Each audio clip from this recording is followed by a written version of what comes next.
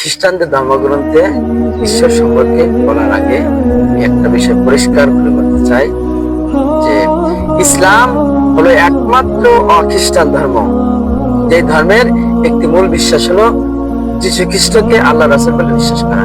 সেই মুসলিম আসলে মুসলিম নয় যে যীশু খ্রিস্টকে আল্লাহ রাসূল বলে বিশ্বাস করে না। আমরা মানি তিনি ছিলেন আল্লাহ সুবহানাহু ওয়া তাআলার প্রেরিত একজন রাসূল। আমরা মানি তিনি ছিলেন খ্রিস্ট। আমরা মানি তিনি অলৌকিক ভাবে জন্মগ্রহণ করেছেন, কোনো পুরুষের হস্তক্ষেপ নেই। এটা অনেক আধুনিক খ্রিস্টানরাই বিশ্বাস করতে চায় না।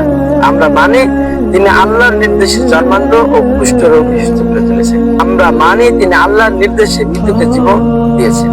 এখানে মুসলিম আর খ্রিস্টানদের অনেক মিল। বলতে পারেন যে তাহলে আমাদের ভিতরে পার্থক্য কোথায়? পার্থক্য আছে। পার্থক্যটা হলো যে অনেক খ্রিস্টান ভাই বোন আছে, তারা বলে যে যীশু খ্রিস্ট নাকি নিজেকে ঈশ্বর বলে দাবি করেছে। অনেক খ্রিস্টান ভাই বোন আছে, তারা বলে যে যীশু খ্রিস্ট নাকি নিজেকে ঈশ্বর বলে দাবি করেছে।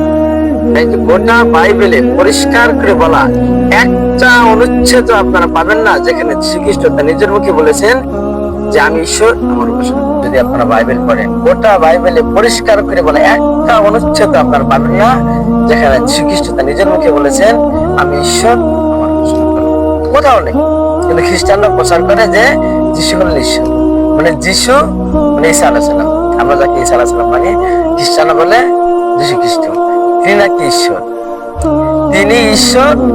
কিন্তু যীশু খ্রিস্ট বাইবেলে কোথাও বলেন নাই যে আমি ঈশ্বর, আমার উপাসনা করি। কিন্তু খ্রিস্টানরা যীশু খ্রিস্টের উপাসনা করে। যদি আপনারা বাইবেল পড়েন, যীশু খ্রিস্ট নিজের মুখে বলেছেন যে আমার পিতা আমার চেয়ে মহান।